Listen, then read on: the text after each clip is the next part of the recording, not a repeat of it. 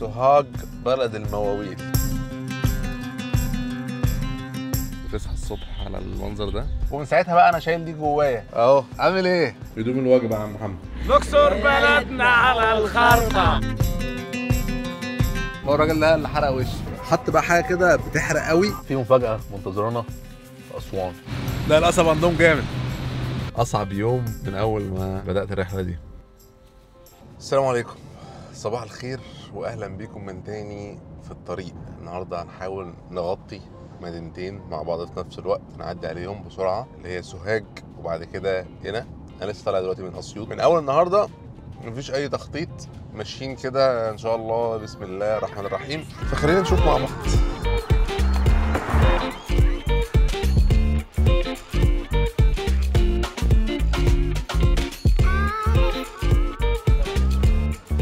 كام يا باشا؟ حبيبي يا باشا، حبيبي. وقفنا ناخد بريك بطيخ ونرجع بقى نكمل. وصلنا إلى سوهاج. سوهاج بلد المواويل. احنا كده وصلنا المدينة نفسها، بس أنا عايز أروح أبيدوس. أبيدوس هو معبد فرعوني ولكن بعيد عن سوهاج نفسها حوالي مثلا ساعة. عارفه والله عارفه. ايوه يا عم حبيبي.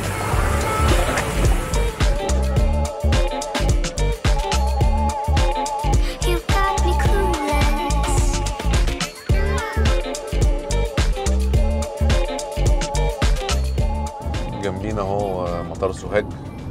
وحاجه من الحاجات اللي انا لسه اعرفها مؤخرا ان مطار سوهاج من المطارات اللي انت ممكن تلاقي فيه طيران رخيص جدا لبره طالعه من مطار سوهاج او جايه على مطار سوهاج. اهلا بيكم في معبد ابيدوس.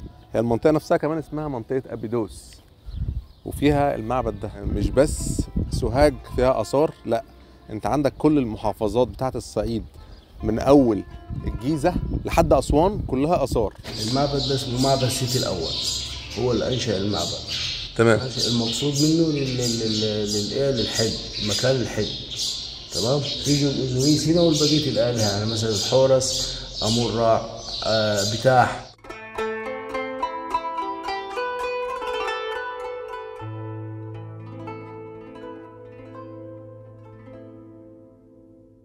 اجمل حاجه ان المعبد اهو والناحيه دي جنبيه كلها بيوت، الناس عايشه هنا. فالحته دي من سوهاج جامده. تخيل كده تبقى بتصحى واقف في البلكونه هناك وتبص على المعبد ده. شكرا ابيدوس، شكرا سوهاج. يلا بينا بقى على قنا.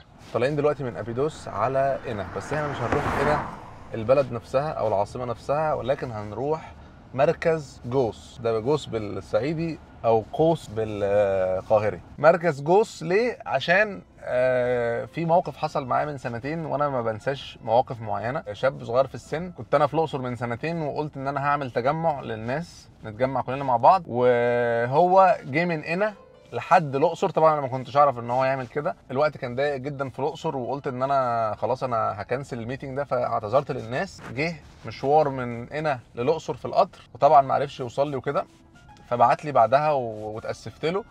ومن ساعتها بقى انا شايل دي جوايا، شايل جوايا ان الراجل ده سافر لي لحد مدينه تانية وانا ما عرفتش اشوفه. فهنروح له مخصوص المدينه اللي هو عايش فيها ونقضي معاه النهارده كده، نتغدى عندهم ونكمل طريقنا النهارده على الاقصر.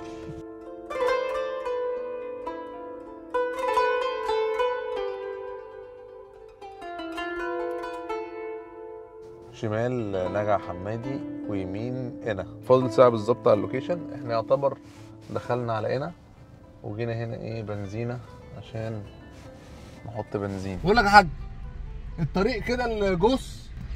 لا بص محتاج نرجع ورا. ارجع ورا؟ وخد ده الكوبري. طب انا كلمت محمد اللي انا رايح له وقال لي ايه اقف في المكان ده وهو هيجي ياخدني من هنا عشان اللوكيشن مش ظابط. عامل ايه؟ الدنيا تمام؟ كله تمام؟ تمام والله. 100 100. يلا بينا. يلا او امشي وراك انا بقى.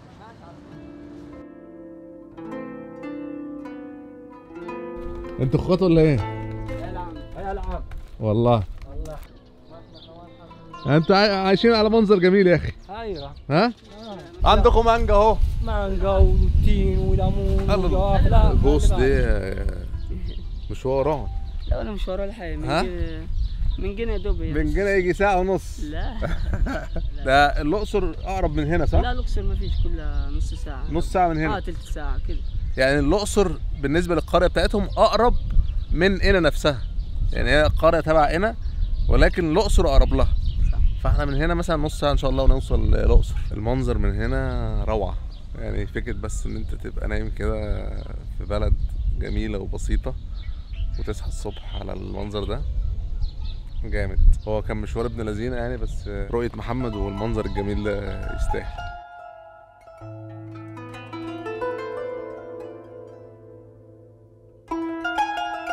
تعرف انا بالنسبه لي انا عايش في البلد دي مرتاح.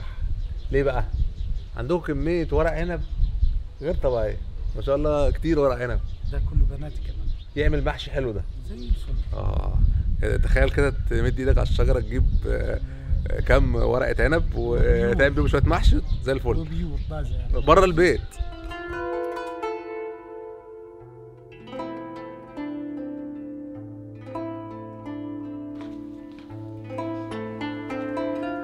العيش الشمسي؟ والعيش ده قمح عارف العيش ده اصلا. احنا بنزرعه. انا عارف بيتعمل ازاي عيش الشمس، شفته بيتعمل. ده تمام، ده احنا قمح بنزرعه. يدوم الواجب يا عم محمد. في انت شرفتنا ونورتنا. ده بقى سمك طالع من النيل على طول. على طول. بسم الله عليك انت رايح هنستناك ان شاء الله باذن الله. تمام. هو حياة الاخوه يا شيخ. يا باشا ان شاء الله باذن الله والله. تمام. يلا بينا يا باشا. يلا يا معلم ورانا. يلا يا عم انا قدامك. الشباب كتر خيرهم طلعوني على الطريق بره، وانا هكمل الطريق ده على طول يوديني على الاقصر. بالظبط من هنا لهناك نص ساعه مفيش. هم قريبين جدا جدا من الاقصر. مش حاجز حاجه في الاقصر، فغالبا هنروح واي اوتيل قدامنا هنخش. الليله جميله وطويله، وده غالبا اصعب يوم من اول ما بدات الرحله دي، بس جميل جميل، كلها تجارب جميله. يلا بينا على الاقصر.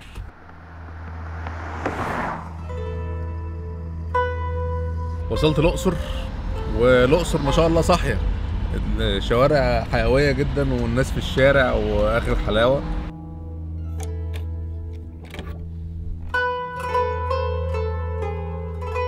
وصلت الفندق بعد يوم طويل وكنت حاسس ان انا خلاص مش قادر.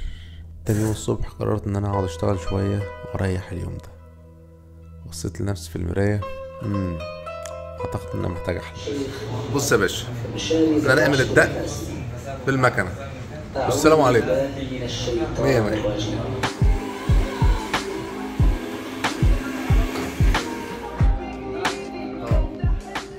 هو الراجل ده اللي حرق وشي، فلو في حاجه يبقى هو ده. نورت الاقصر والله العظيم والله. السلام عليكم. ماشي يا مع السلامه. الراجل بعد ما حلقت حب يعمل معايا واجب، فعمل لي ماسك. فقلت مفيش مشكله. حط بقى حاجه كده بتحرق قوي، بودره، بيقول لي بودره تفتيح. قلت له يا عم انا مش عايز تفتيح. فببص بقى لقيت الاحمرار هنا كده. ربنا يستر، بكره دي هتفضل موجوده معانا ولا ايه؟ هي بتحرق شويه كده، بس مش عارف بقى هو حط ايه هي الحاجه دي، مش عارف.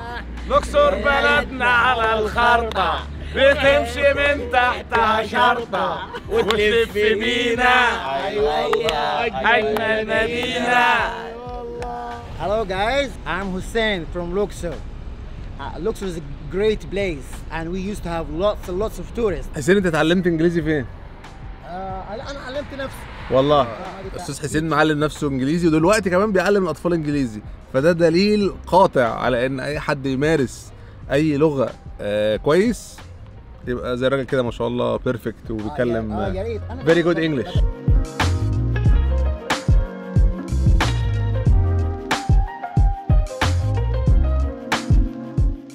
طبعا نظرا للحروق اللي حصلت فان شاء الله كده ايه نلبس بقى ايه برنيت عشان نحمي الحروق اللي حصلت دي. هاخدكم معايا في جولة داخل طريق الكباش الجديد. انا اول مرة اجي طريق الكباش الجديد. واهلا وسهلا في تاج الحضارات الاقصر. لو كان الحضارات ملكه فهي بلدنا الحبيبه مصر، وتاج هذه الملكه هي مدينه القصور، تلت اثار العالم وتلتين اثار مصر هنا في الاقصر. واحنا هنا فين؟ في معبد الكرنك اللي هو اكبر معابد مصر، اسد معابد مصر معبد الكرنك. واحنا دلوقتي في الناحيه الشماليه من طريق كباش. معبد الاقصر اتجاه هناك ناحيه الجنوب. من هنا هو لغايه معبد الاقصر حوالي 2700 متر. التماثيل جسم اسد وراس انسان اللي هو الملك نختانبو الثاني من الاسره 30، ودي بقايا التماثيل لانه القرويين هنا كانوا عايشين فوق هذا الطريق. وابتدينا الكشوفات الاثريه بتاعتنا على مراحل مختلفه. يعني انت بتقول ان الطريق ده كان موجود، ولكن كان متغطي بالعماير والمباني. البيوت والمباني والقرويين، وايه ابتدت الناس تعيش فوق المكان من فترة كبيرة من الزمن بعد ما أهمل المعابد دي. أهملت في القرن الخامس الميلادي.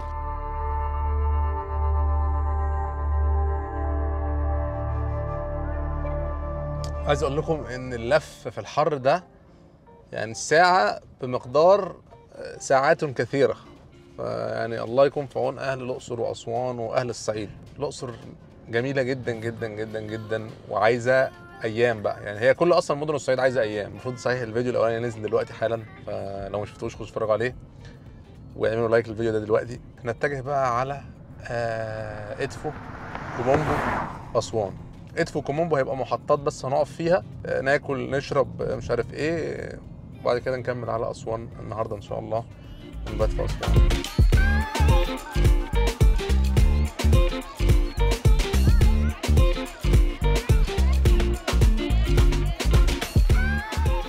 وصلنا ادفو الحمد لله. ادفو وكومومبو يعتبروا اصلا تابعين لاسوان، لمحافظه اسوان. فعايزين بقى ايه ناكل ونتجه الى كومومبو على طول، لان انا صراحه ما اكلتش حاجه من الصبح. ركنت هنا قدام الكورنيش، في هنا 3 مطاعم نختار بقى منهم واحد. في فكره تشيكن وفي سيتي بيتزا. لا خلاص والله اصل الحر يعني واحد بس. احلى رجاله ادفو والله. محل بقى اسمه سيتي بيتزا. الناس الجميله بتوع المحل ما رضوش ياخدوا فلوس. يعني الحاجات دي صراحه انا بتحرج منها، لان انا ما بحبش اخد حاجه ببلاش، وفي نفس الوقت مش هنعرف نقول راينا بصراحه. ينفع كده؟ هي شكلها كده كده يعني ما شاء الله مغريه. بيتزا بالسجق جميله والله جميله.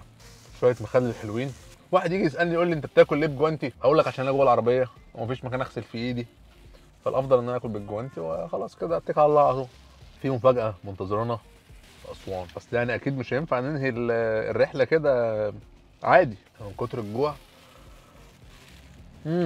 عشان الحق يعني اهي البيتزا كلها اتاكلت، مفيش حاجه خلاص، عشان فعلا البيتزا حلوه. هيا بنا الى كومومبو. كومومبو من هنا بالظبط ساعة و14 دقيقة. شكرا. الطريق لكومومبو في الهادي، يعني بتمشي بالراحة شوية، ولكن طريق ممتع. يعني غيطان ونخيل، وبعد كده جزء تاني صحراء وجبال وبتاع، ففي تنوع جميل في الطريق، وطريق حلو يعني تحس ان انت مستمتع وانت بتتفرج. وصلنا الحمد لله الى كومومبو، ورجاله كومومبو هنا اهو استقبلونا. هنروح بقى ايه نشرب عصير قصب. المفروض يعني كومومبو وادفو صح؟ مشهورين بالقصب. كومومبو اكتر. لا كده بقى نبقى كده ننتظر منكم عصير جامد بقى. شباب اول مره اشوفهم بعتوا لي على انستجرام قالوا لي ما ينفعش تيجي كومومبو الا لما نشوفك ونسلم عليك. لا القصب عندهم جامد. كده خلصت رحلتنا في كومومبو، وهنتجه على اخر محافظه واخر مدينه على نهر النيل، وهي اسوان. وصلنا اسوان. في الحقيقه اسوان كان دايما في دماغي ان انا عايز لما اوصل اكافئ نفسي بحاجه، يعني اعمل لنفسي حاجه حلوه كده في الاخر، وما كنتش عارف ايه هي لحد ما حصل اللي هيحصل دلوقتي ده. خلينا نسيب العربيه هنا ونعدي الناحيه التانيه من الميه، عشان مش هينفع نعدي بالعربيه. نشوف ايه اللي هيحصل.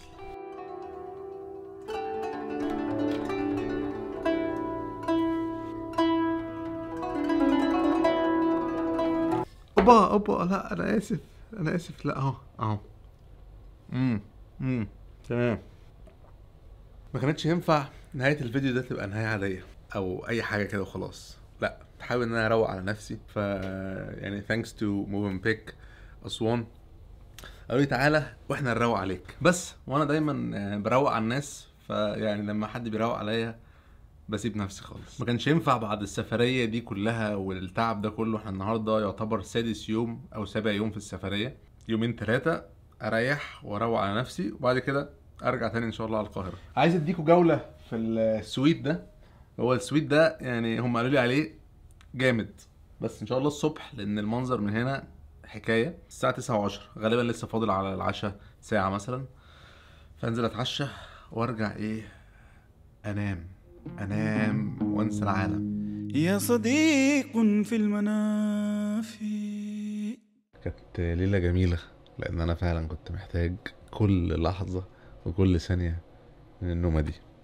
خليني اوريكم جوله سريعه في السويت دي. الليفينج ما شاء الله جميله وبرحه، وهنا الفيو عالمي. خليني اوريه لكم بعدين. دي غرفه النوم البيدروم، وهنا عندك الحمام كامل متكامل، شاور تويلت وباث، كل حاجه جميله. خلينا بقى نروح على الفيو البانوراميك الجامد قوي قوي.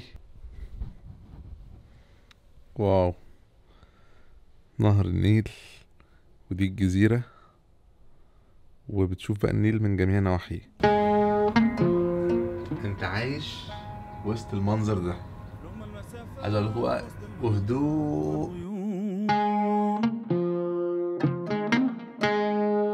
إلى من عاش حرا كما النسور عظما،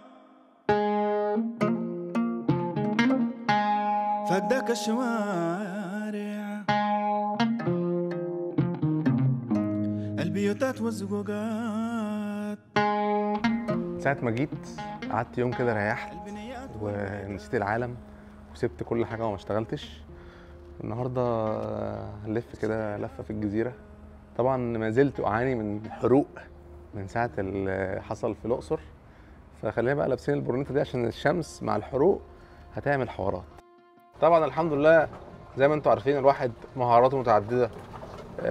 عربيات بيسوق، درون بيسوق، تكاتك بيسوق، جولف كارت شغال، كل حاجة الحمد لله. النهارده هناخد جولة كده سريعة في المكان. الفكرة أصلا في الفندق ده إن هو على جزيرة، والجزيرة تبقى منعزلة عن العالم. أنت حواليك النيل. هي أصلا الفكرة في أسوان إن أنت تقعد بس وتشوف النيل ده كفاية. فإن أنت تبقى قاعد في الفندق هنا مش محتاج أنت تخرج بره، تقعد تروق على نفسك. وده حرفيا اللي إحنا هنعيشه اليومين دول قبل ما نرجع القاهرة. وصلنا بحمد الله إلى المزرعة السعيدة.